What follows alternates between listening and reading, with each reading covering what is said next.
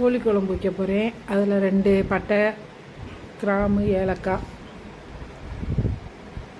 போட்டு ரொம்ப இலை கருவேப்பிலை போட்டு தாளிப்போம்.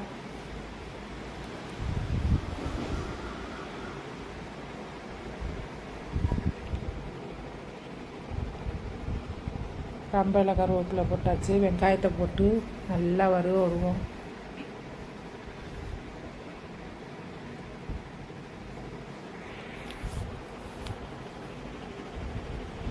நல்லா வறுவட்டும். நல்லா வதங்கினாத்தே நல்லாயிருக்கும்.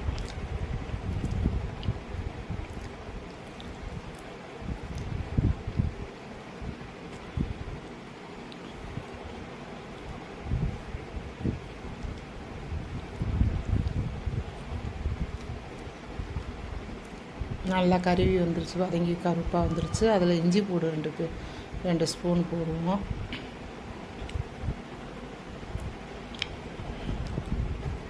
இது பெரிய கரண்டியில் எடுத்ததுனால 1.5 ஸ்பூனு, சின்ன கரண்டி நம்ம சாப்பிட்ற சின்ன ஸ்பூனாக இருந்தால் 2.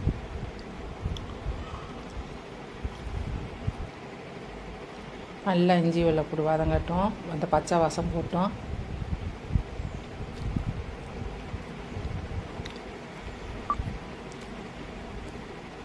அதுக்கு தேவையான மிளகாய்த்தூள் 2 ஸ்பூனு,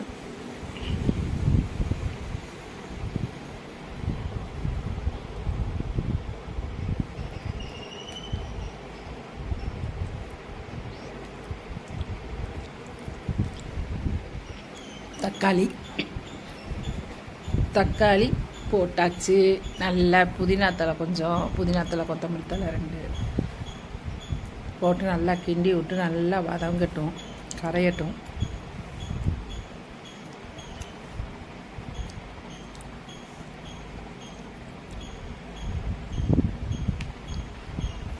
தேவையான அளவு உப்பு போட்டாச்சு.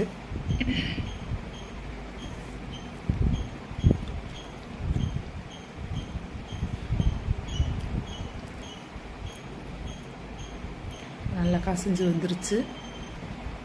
இதில் கறியை போட வேண்டியதுதான்.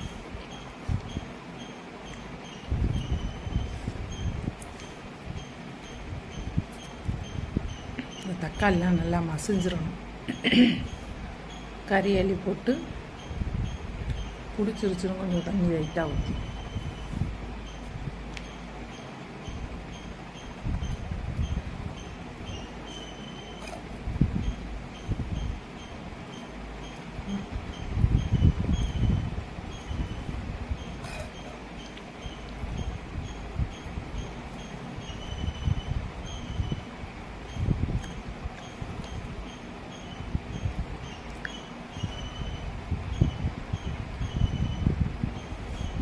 கோழிக்கறியை போட்டாச்சு.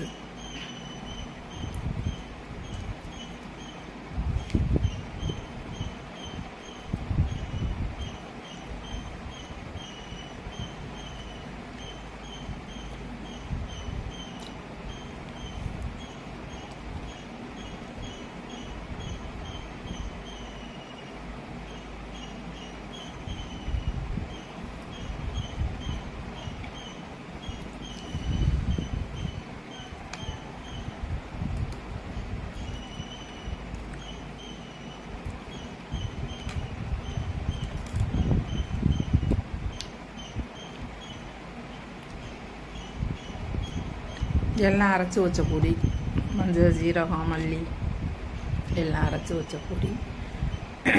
பத்தாததுனால கொஞ்சம் இந்த பொடி, மஞ்சத்தூள் கொஞ்சம் போட்டிருக்கு, கரம் மசாலா பொடி.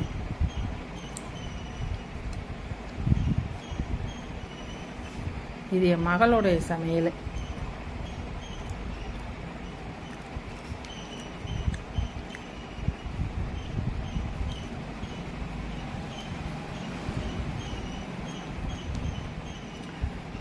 கொஞ்சம் தண்ணியை ஊற்றி குக்கரை போட்டு மூடி வச்சு வேகட்டும்.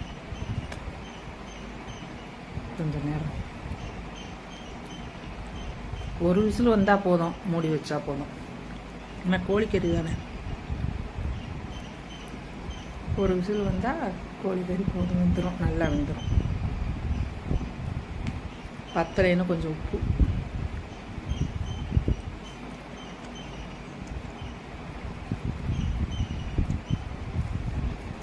ஒரு விசில் வந்துருச்சு. அந்த கோழியை எடுத்து வேறு சட்டியில் ஊற்றுவோம்.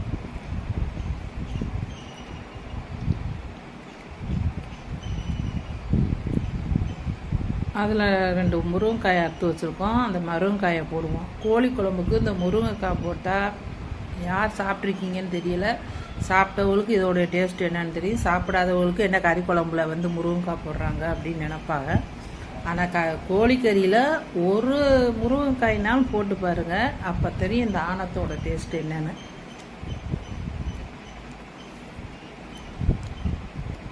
உருளைக்கிழங்கு போடுறோமே, அதுக்கு மேலே உருளைக்கிழங்கு உருளைக்கிழங்குக்கு பதிலாக முருங்கைக்காய் போட்டோம்னா ஆனால் அவ்வளோ சூப்பராக இருப்பாங்க. முருங்கைக்காவும் ருசியாக இருக்கும், குழம்பும் ருசியாக இருக்கும். இதுபோல் நீங்களும் செஞ்சு சாப்பிட்டு பாருங்கள், எப்படி இருக்குன்னு சொல்லுங்கள். குழம்பு ரெடி.